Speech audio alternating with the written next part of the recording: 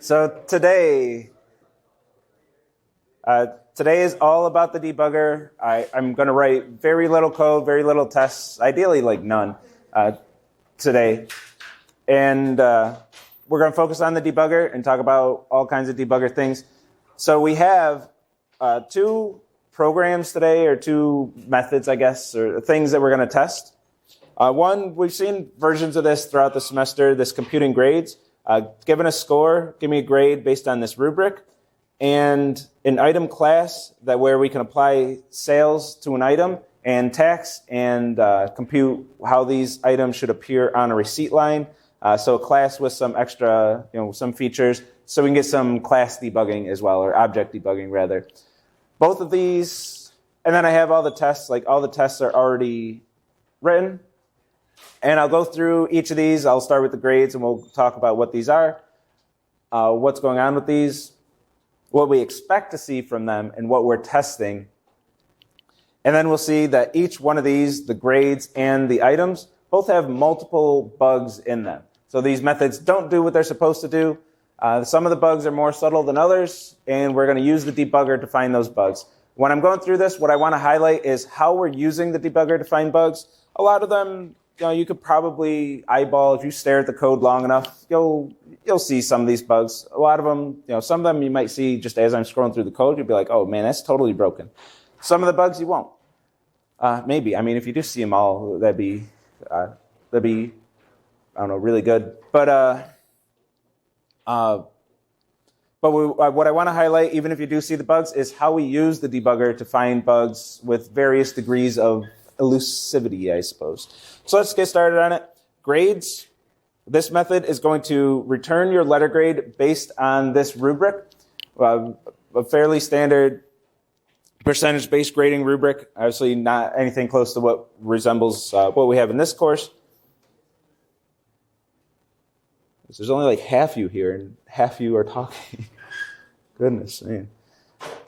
So a fairly straightforward rubric. Your 60s are your Ds, 70s are your Cs, 80s are your Bs, 90s are your As. Anything below a 60 is an F. And we're going to define what should happen on an invalid input. So anything greater than 100, we're not doing bonus points or extra credit or anything like that. Anything over 100 should be considered an invalid grade. Anything negative should also be considered invalid grade. We're not going to play those games where, we could say above 100 is an A plus and below a 0 is an F. But we're going to consider those as invalid grades, which kind of notifies us that something weird happened with the student's grade, that maybe we should look into how that was computed. So we're going to return the literal string invalid grade for those ones. For this, we're going to call compute grade, which calls two other methods, both of which we've seen versions of earlier in the semester. We're going to compute the letter grade and then the plus minus modifier and concatenate them together. The letter grade, we're going to initialize as an invalid grade. And this is a common approach where if we have some default answer that we're going to return, we'll initialize our variable to the default. We're going to return this variable, and then we're going to have some conditions where if any of these conditions are met, we're going to override that default. So if we ever have a valid letter grade that we should set, we're going to override this invalid grade and get the actual grade. We're going to check if it is a valid grade at all.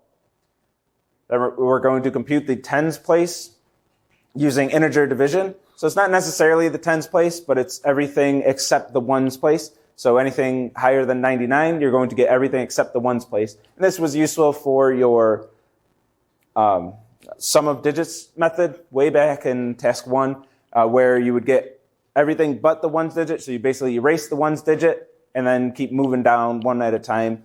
Some of you didn't do it that way. You found other solutions. It was kind of meant to be a creative solution problem. But based on what I showed you in lecture, the intent was to take the modulo of modulo 10. That gives you the value of the ones digit. You sum that with your running total in your accumulator. Then you integer division with 10. That gets rid of that ones place. And then modulo again, and keep doing that until the value is 0. That means you've read all the digits, and you're done processing it. That was the intended solution, but a lot of you found other creative solutions, which is fun. I like seeing that. So, but here we're computing the tens digit, And then if the tens digit is 9 or greater, it's an A. If it's 8 or greater, a B. 7 or greater, a C. 6 or greater, a D. Otherwise, it's going to be in F. So we're going to compute our letter grade based on that tens digit. Then we're going to concatenate that with our plus minus. Again, we're initializing this to the default of no modifier. And we're going to say if this is a valid score, take that ones place, and if it's greater than or equal to 7, it's a plus, less than 3, it's a minus. Otherwise, it doesn't get changed, and it's still the empty string with no modifier. So here's our code. Our tests are fairly comprehensive here. And I forgot I was doing this for this one, but I'm using the map interface instead of a hash map.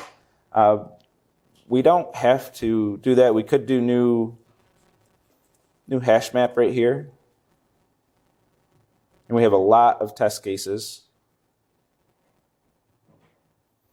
So we can create this as a hash map. I'm going to keep it as a more generic map. I'm going to use the map interface and take whatever map.ofEntries gives me, which isn't a hash map. We're not going to be too concerned about what it is, but it's going to give us a strange feature that's going to make debugging this thing a little trickier, just so I can talk about the debugger a bit more. And we have a lot of test cases. We have our kind of usual test cases. And with this one, whenever you have things where you're concerned about ranges, checking the endpoints of those ranges is critically important.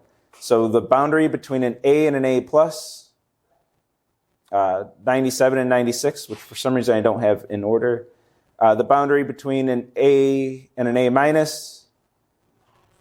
The boundary between an A minus and a B plus. Checking all of those boundaries is always important here. It's easy to write a bug where you miss one of the boundaries by one value. We want to make sure we don't have any of those bugs. So a lot of boundary checking, and then I'm getting some values in most of the boundaries.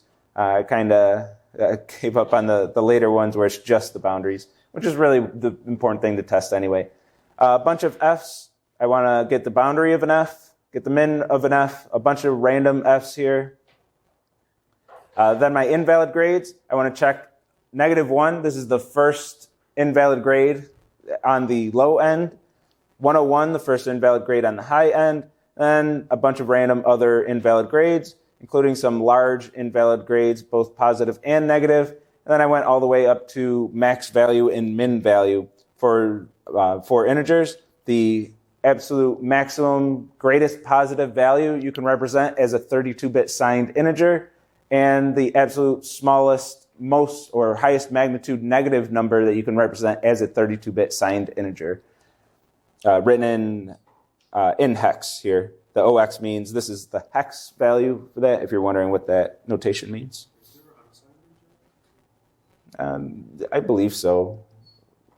Let's check.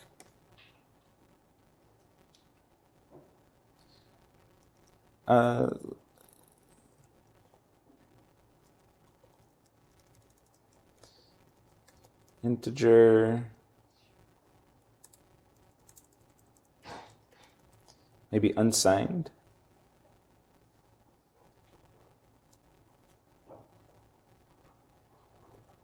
All right, I'll look a little bit longer, but I don't want to spend too much time on this. But I thought it'd be a lot easier to find.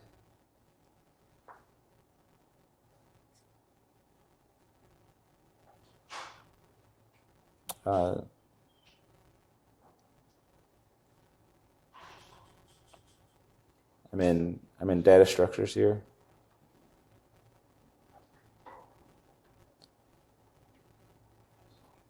I came this far, I kind of want to find it now.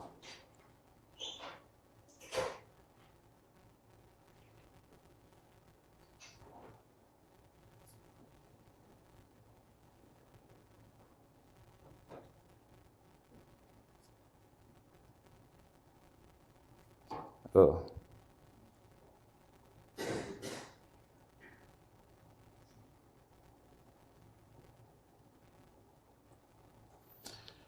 Byte double float integer long short.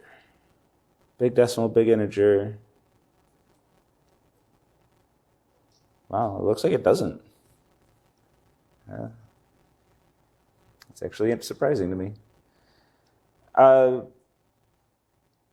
So those are our test cases. Looks like we don't have an unsigned integer. I'd probably use, if I had a need for that, probably big integer.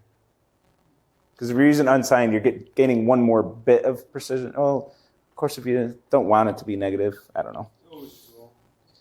Yeah, I was curious too once you asked that. I wanted to know. But yeah, here's our test suite. It's pretty comprehensive. It's not exactly comprehensive. We always have to ask that question of how much testing is enough testing. Here we could test every single value from 0 to 100, and then a whole bunch of invalid inputs.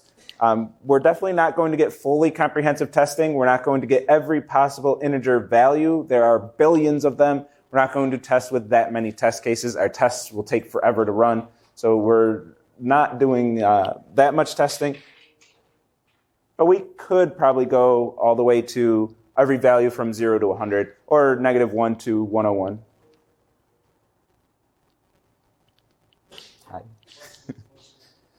Hi. So we got quite a bit of testing going on here. Bless you. So we got quite a bit of testing going on here. Let's see how our method does. I promised it'd have bugs in it, so we don't expect to pass. But let's see where we're at. And we're going to see a little bit kind of unfriendly behavior, I guess, because of the way we have this test set up. I have a lot of test cases in my test, all in one method, which I always say don't do that. Split this into separate methods so you can narrow down where you, how you're doing as you're going through this.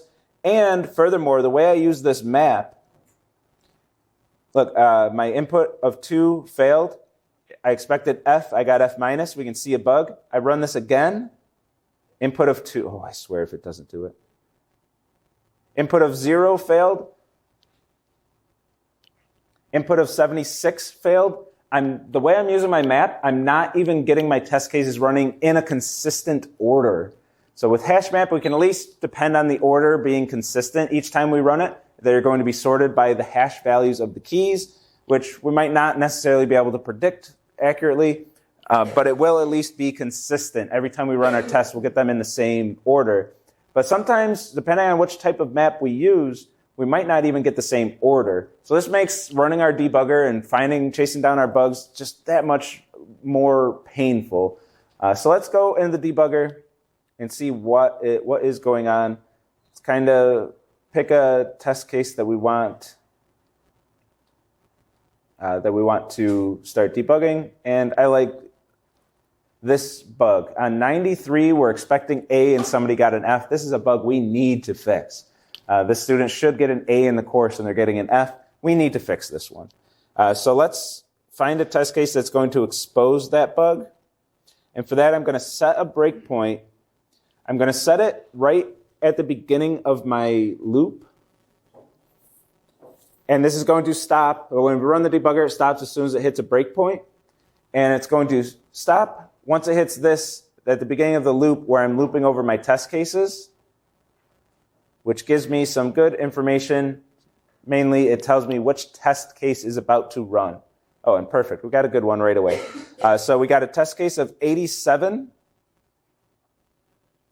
And that's one that I'm interested in. If I didn't get one that I'm interested in, I would re-roll it and restart the debugger, see if I get a test case that I do want to work with. 87 is perfect. We got it on the first try, so I'm going to stick with this one, so I'm not hitting rerun a whole bunch of times. And now we have our 5 buttons of the debugger that I keep talking about. We're going to make sure we hit all of them today. The one is resume, restart, and then the 3 that I want to make sure I distinguish what the difference is: step over, step into, and step out. Those are the 3 that we use to control how we're moving through our code in the debugger. Here I'm going to use step into. Step into is your default option. If you're not sure which one to use, step into. Step into is going to run the next line of code pretty much no matter what. It's going to go into, in this case, the next line of code is in the compute grade method, so it's going to go into that method call. Step into is going to enter any new stack frames that are created. So I'm going to go into my method, I can see that the input score got 87. Everything's working, nothing really strange going on there where we got the wrong input, the wrong parameter. So feeling good there. I'm going to step into again. And when I step into again, this line of code that I told it to step into has two separate method calls. And whenever that happens, the debugger is going to highlight them and say, which one do you want to go into? And I'm going to get to choose by clicking on what one I want to enter into. I saw that a student who was supposed to get an A was getting an F. They're getting the entire wrong letter grade. So I'm going to go into the letter method. I'm going to click on this one, and it's going to take me into that method call. Step into is going to go into any new stack frames that are created. So I get into the letter method. We still got the right score. And we can see all of our stack frames on the stack. I'm in the letter method right now, and here are all the variables in that stack frame. This was called from the compute grade method. So I can go to this stack frame by clicking on it and see all the variables in that stack frame. And I can go back to my test grade method and see all the variables in this stack frame. I can see that I have an immutable collections map n. So that's the type of map we got, a map n, which, to be honest, I'm not even sure what that is. But it gives me this weird behavior that we can take advantage of. But I can see that we have all our test cases in here the way we expect, including our min value and max value. That's what the integer values actually are in decimal. Grade 87 at the moment. And we can go back to this stack frame and continue to go through this code. We initialized letter grade, and I'm going to do step into each time here to advance one line of code. Letter grade gets the initial value that we expect it to get, invalid grade. Tens is score divided by 10, so let's make sure our integer division is working well. Tens got 8. We divided this by 10 and took just the whole number portion without the remainder or decimal. 8 looks like that did what it was supposed to do, so we're feeling good about that. We're going to check if the score is valid, so we expect to enter into this conditional. We're going to check if 10's greater than or equal to 9. That's false. We expect to not go in this conditional.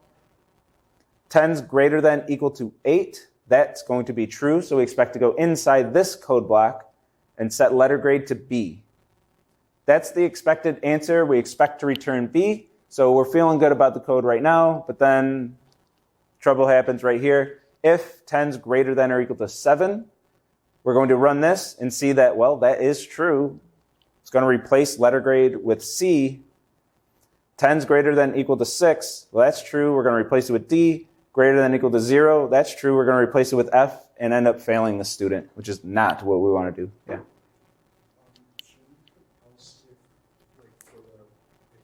Yeah. Mm-hmm. Yes. So we've identified the bug here, and then the next step is how do we fix this? And if you stare at this, hopefully this one's more, it's a 115 thing. It's consecutive if statements instead of if else, else if else if else if.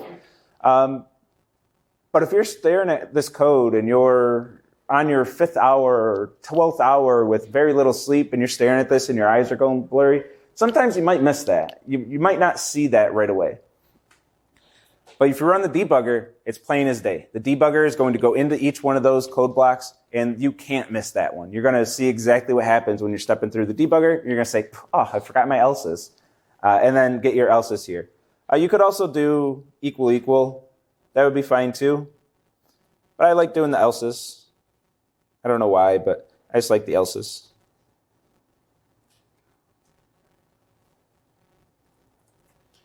I got some gross looking code, auto format it so it looks pretty. And then I'm feeling better about this method. We have identified the bug with the debugger. The debugger very clearly showed me what's going wrong. And then I'm able to formulate a fix, update my code, and then hope that it works. The debugger's done its job. I'm going to shut it down. I guess that's the 6th button. If you want to, most of these buttons, I'll be honest, I don't use. There's the 5 that I show you are powerful enough. It'll do most of what you want. But shut it down, I guess, could be the 6th one, just stopping the debugger. Yep. On Mac, at least, it's Command Option L. I would guess Control Shift L. I don't know on Windows. You can look up the thing, though. Yeah. putting the stoppers before the bug in the code? Do you put it at like the start and the end of the? When I put the breakpoints? Yeah. So where to put a breakpoint is a difficult thing to really know. It's something that mostly comes with experience. But if you're ever in doubt, put it earlier. So I'm putting it right before my method call that I'm testing. I'm testing the compute grade method.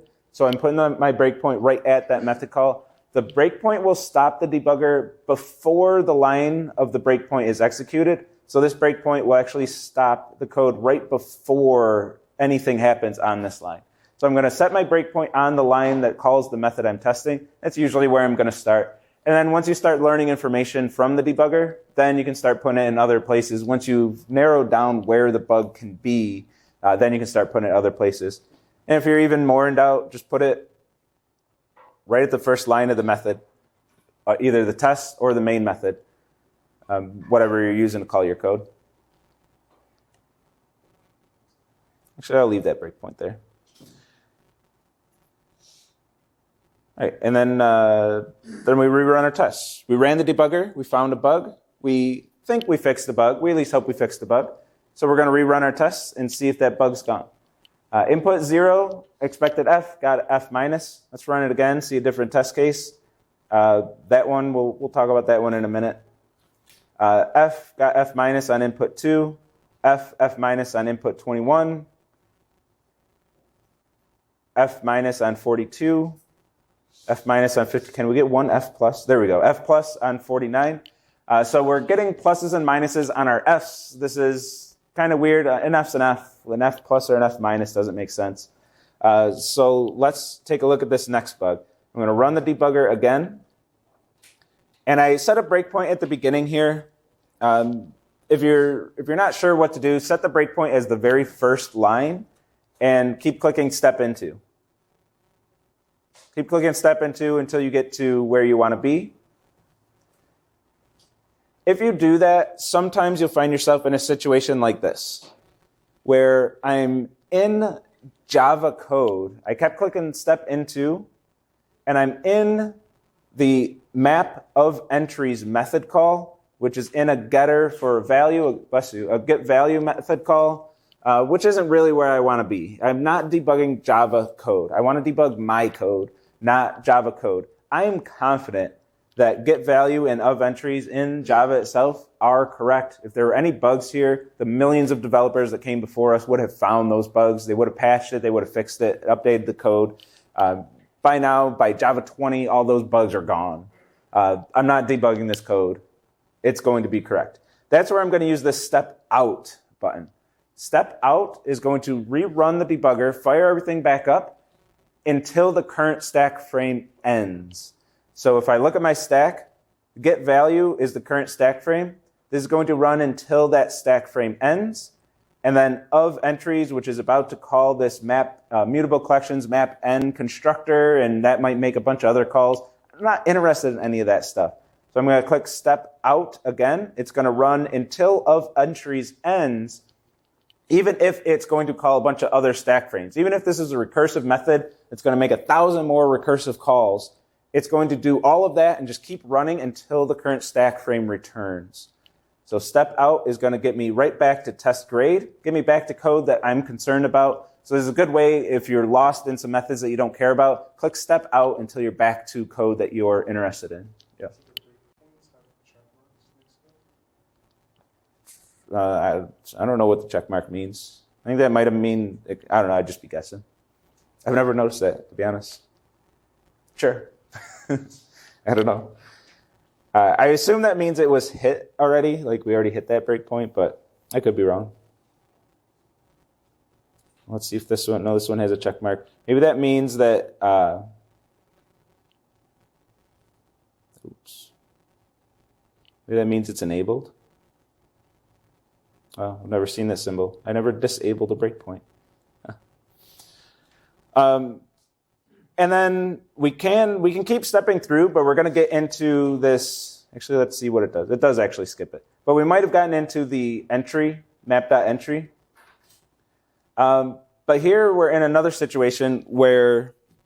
We don't really want to go into the compute grade method here. Wait, do we? Oh, we just hit the loop. I got to step into one more time, and I have a grade of integer.maxValue. And I didn't see this one pop up in any of my test cases, so this one's probably good, but we could test it anyway. But I don't want to go through compute grade because I don't suspect there to be a bug here. Maybe there is, and then we'll restart the debugger and go through it again. But I'm going to use step over, the third of our big control buttons here. Step over will advance one line of code, but it will not enter new stack frames that are created in that code. So this is saying I don't want to go into compute grade. Just go until this line is completely done, regardless of any stack frames that were created. Just skip all that. And then I can see exactly what actual is. Actual is invalid grade. That's what I expect. Cool.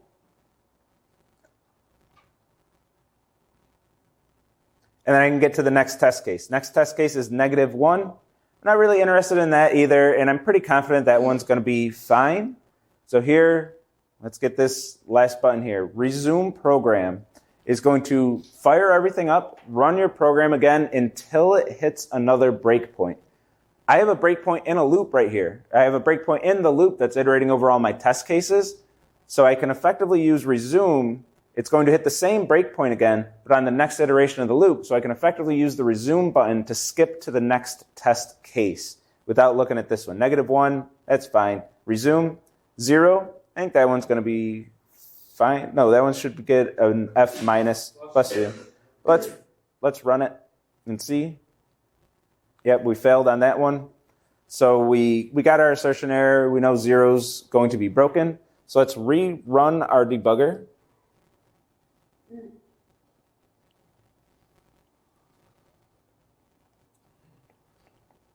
It's taking a while.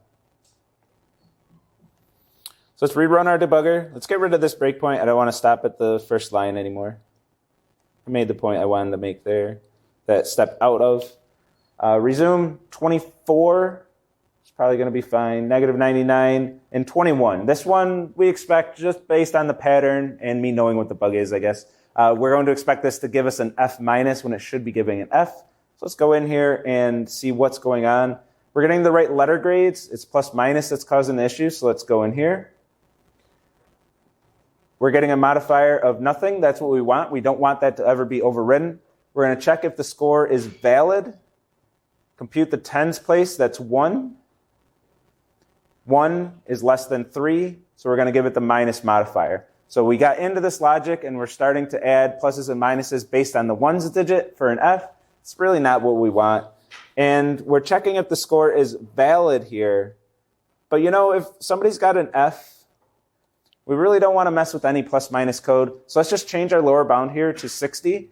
And then this code is only being executed when we're in that D to A range. We're only executing this code in that range. And this should take care of our Fs. So we fixed the bug. We found the bug with the debugger. We fixed, or at least we think we fixed the bug. So let's stop the debugger, run our test without the debugger to see where we're at, and see if we still have a bug here. Yeah?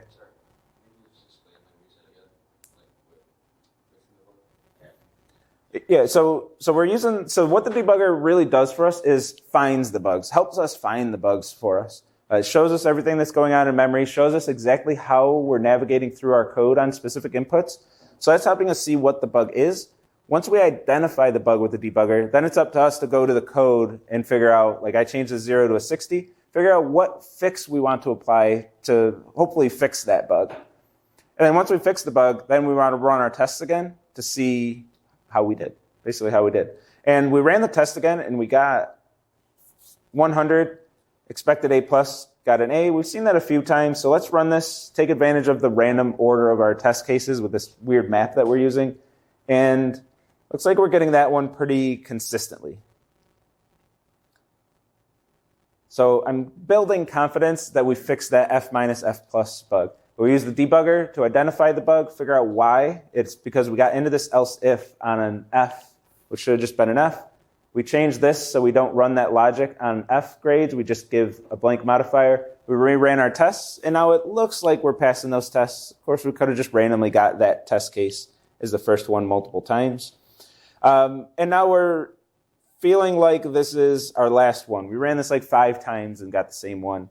But this is our next bug we want to address. Input of 100, expected A+, actual A. This student did perfect on the course. They got max points on absolutely everything. And then somebody who got a 99 who messed something up is getting an A+, but this student is getting an A. That's not fair. This student is rightfully going to be very upset with us. So we need to fix this bug. So we're going to run the debugger. We got an input of 86, so we'll resume to get to the next input. We'll resume to get to the next input. Let me resize this, hopefully. There we go. 80, 79, 199, and we can keep hitting resume until we get to the test case we're interested in, right? No, screw that. I ain't doing it that way. When we have a situation like this where we have a lot of data, in this case, a lot of test cases, which we shouldn't have this many test cases in our test method anyway, but whenever we're in a situation like this, we want to narrow down where our debugger stops. So a simple way to do this, there's one particular test case we're interested in. If grade equals 100, just add any line of code here and set our breakpoint right here. Now we run our debugger.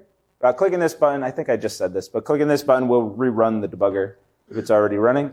Now we have our input of 100, and we can go debug with input of 100. It gets us right to the test case we're interested in.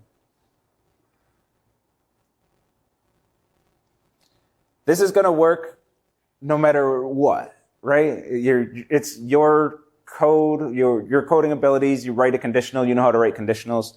But if you don't like the fact that you're actually changing your code to accommodate your debugging, which I don't like either, sometimes I'll still do that, to be honest. But what we can do is get a little fancier with the debugger and set what's called a conditional breakpoint. This functionality is built right into the debugger. I'm going to set a breakpoint just where we had it. I'm going to right-click on the breakpoint, and I can specify a condition, which is our Boolean expression, grade equals 100. And now this is a conditional breakpoint that's only going to break the code, only going to stop the debugger when that condition is true. So we run the debugger again. We should get right to the test case we're interested in. If it runs, man, compilation is going slow today. We got our input of 100. We're interested in the plus minus. We are getting the correct letter grade. We're checking if it's a valid score and skipping everything. We notice that we have score less than 100 instead of less than equal. So let's run our code even on 100. We've identified the bug. We're just skipping all of our logic completely. So let's make sure we get into our logic on an input of 100. We identified the bug. We made a fix that we hope fixes the bug. And then we're going to run our tests again and hope that we actually fix the bug. And now this student who was expecting an A+ and was getting an A, they just went down to an A- now. Now they're even more upset. It's like, oh, crap, what are we doing? So let's rerun our debugger, get back into our method, and try to figure out how we're going to fix this code. On an input of 100, we want to give a plus instead of a minus or neutral.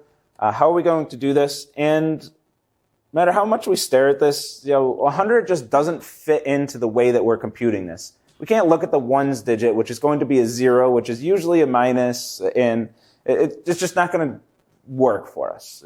It's going to be more of a pain to modify this code to handle the case of 100. So this is really a true edge case.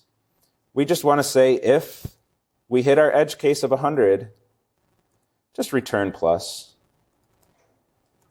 And handle it as a true edge case, and then our logic can kick in for all the rest of the grades. But an input of 100 or any input that's going to be an F, those we don't want to go into our logic. But anything in the B to A range up to 99, that our logic works fine for, so we're going to let our logic kick in here. So if the score is 100, we just return and don't run the rest of the code. And if you want, you can always put an else here, just to make it very clear that this code is not executing on an input of 100. Shut down the debugger. It did its job. Hopefully we actually fixed the bug this time. And we did. We're passing all of those test cases. We're feeling pretty confident that this code is doing what it's supposed to be doing at this point. That'd be without the debugger and without testing. Oh my goodness, doing this without testing would be a nightmare. That's where you just submit to Autolab 1 billion times and go to office hours and go, I don't know what's going on. Why is this wrong? Testing, debugging, we're able to find those bugs. Yeah. What's that?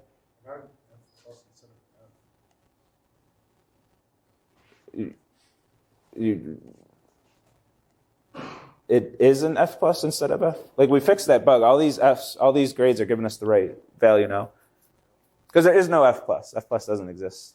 So we don't ever want to return an F plus. That's not in our rubric. It's just an F. No F plus, no F minus. But we were getting those by mistake. And that's the bug one of the bugs we fixed.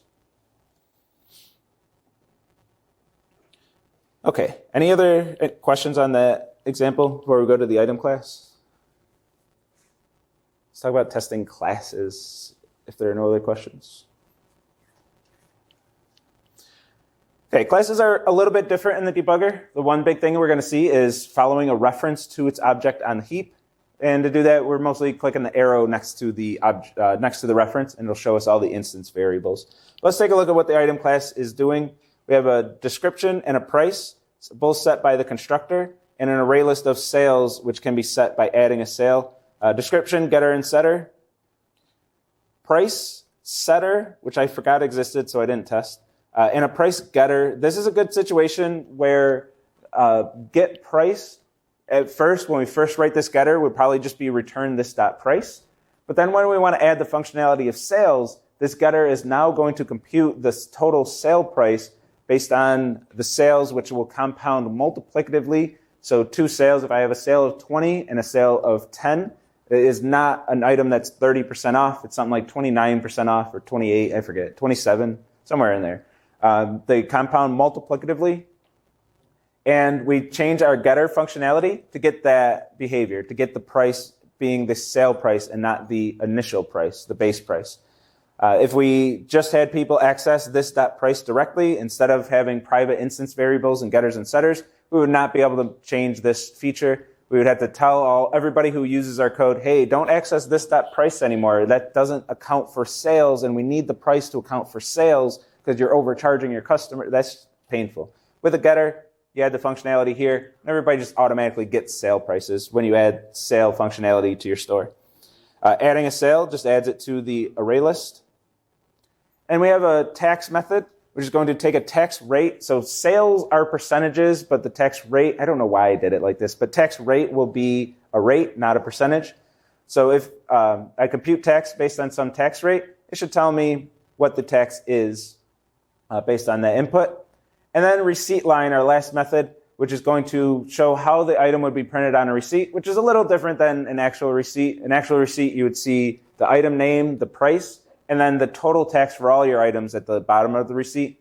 But we're going to compute the price plus the tax in our receipt and include the tax in the price and print out in this format. Description, colon, space, $, and then the price rounded to 2 digits or 1 penny, including tax. So that's the functionality. Here's our tests for that functionality. Let's get rid of our breakpoint here. I'm using a constant for my tolerance. So I'm going to say we need to be accurate within 1/10 of a penny, but everything's rounded to 2 pennies. It should be accurate within within 1 penny. We actually shouldn't have truncation errors for what it's worth in this one, but we're going to make sure we have tolerance anyway. The description, getter, and setter, making sure we get the description set properly from the constructor, and then also calling the setter, making sure that description was updated.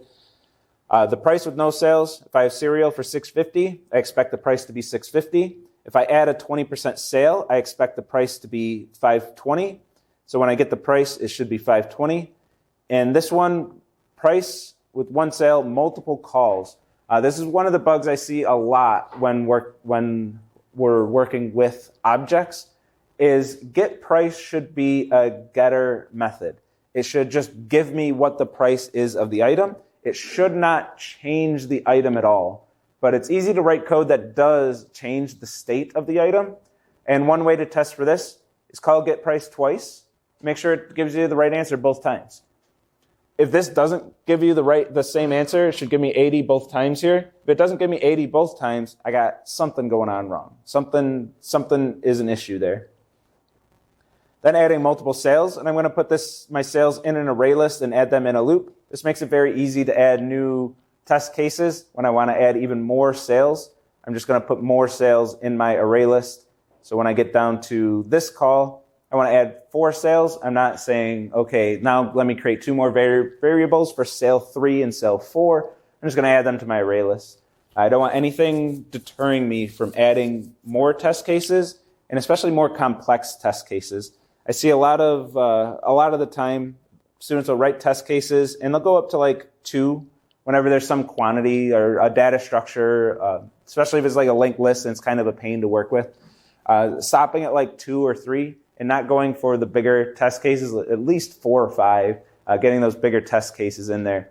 If I have this array list set up, I'm just going to slap 2 more sales in there and not update any other code. It makes it easier for me, less resistance for me to create those more complex test cases, aside from computing the expected, which hopefully I computed them all right. I might not have, but making sure that the computed is right, that should be the bulk of the work of creating new test cases. Testing an 8% tax on a $10 item should be 80 cents tax. Tax with sales, making sure they'll combine the way that I expect. I want to pay tax on the sale price, not the original price. If I have an item that's 90% off, and I'm computing the tax based on the original item price, I'm charging 10 times more tax than I'm supposed to be. We don't want that. And then finally, the receipt lines, a simple one, getting the cereal with $5, 10% tax, getting that receipt line, and then a receipt line with sales applied to them. So those are my tests. Let's run these things and see how we're doing. Remember, there's going to be bugs in here. And we're actually passing quite a few of these tests. The description, getters, setters, constructors, not much that can go wrong there. And we're actually getting multiple sales compounding the right way that we expect. So we are combining sales multiplicatively, so that's good. But the first one I want to talk about is this multiple calls. We are actually failing the multiple calls ones. And one of these is more complex than the other. It's nice to have a variety of simple tests and complex tests, because when I have a feature that's broken here, the multiple calls is broken, I want to go to my simple test, the simplest test that fails, and take a look at what's going on here. So let's start debugging this one. A $100 price, test case is nice, simple, straightforward, so we don't have to stress our brains on the math too much. A $100 item, 20% sale, that's an $80 item. Hopefully a fairly large quantity of salmon for $80. And we're seeing it's the second assert that's failing. So let's take a look at what's happening in item price. And I'm not quite sure where the bug can be at this point, so I'm going to set it earlier rather than later. Let's set it on the first get price and watch it go through the first get price, which I expect to return the right answer because that first assert is passing, and then see what we can learn from that call. So let's run this in the debugger. We got all our variables the way we expect. We created a new item, and I can see that I have a reference to an item. I can tell because it's at 1231. That means this is a reference to an object on the heap. And this arrow next to our references is going to show us all the instance variables of that object. So I have an instance variable description, price, sales, and I can make sure that that all checks out to what I expect. One sale, 20% off, $100 salmon. Everything looks good to me here. I'm going to step into the get price method, where this is a reference to the object that called the method, which should be that same item from my other stack frame. It should be the same item, 1231. Item.getPrice. Item was 1231. This is item at 1231, the same exact item with the same exact instance variables. It's a reference to the same object. I can see that in my debugger, which is what we would expect from understanding memory diagrams and stuff, how memory works. I'm going to go through my sales. We're getting the right price, so I expect this to do what it's doing because this test case passed. Return this dot price, round it to 2 decimal places. price is 80, so the price was accurately computed. Round to 2 decimal places, assert, and then I can start seeing the bug. Right now we can see what the issue is with this code. My item, I passed a reference to the getPrice method. I gave it my item through the keyword this, and it made a change here. Price is now 80 instead of 100. It had the side effect of updating the price of the item, which I can see right here. And if you don't see that right away, you can go into the getPrice method a second time. This.price is going to have the sale applied to it a second time. Price is now 64. It's got another 20% knocked off the price. If you're running this store, you're in trouble because each time somebody buys this, you're giving them an additional 20% off. Returning 64, and that's when our assert fails. So we use the debugger to find that this method has side effects, which we don't want it to have. It should just be getting a value and returning a value.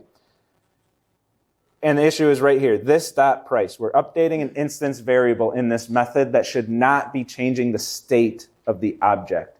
A quick fix to this one is, I'll just call it price. This.price, create a temporary variable.